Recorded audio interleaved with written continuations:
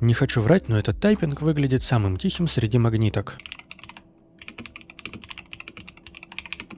А получается все это благодаря свечам Kail Magnetic God. У них вот такие характеристики и очень хорошая калибровка с завода. Стоят они у меня в клавиатуре MCHOS Jet75 с северным светодиодом. В плане тайпинга классное ощущение, а в плане звука не сильно громче классической механики. В софте есть очень много опций по настройке и калибровке, а также множество приятных функций, необходимых в игре. Ну а из нюансов они довольно легко нажимаются, и к этому точно придется привыкать, чтобы избежать мисс-кликов. В остальном же предлагаю послушать тайпинг на них.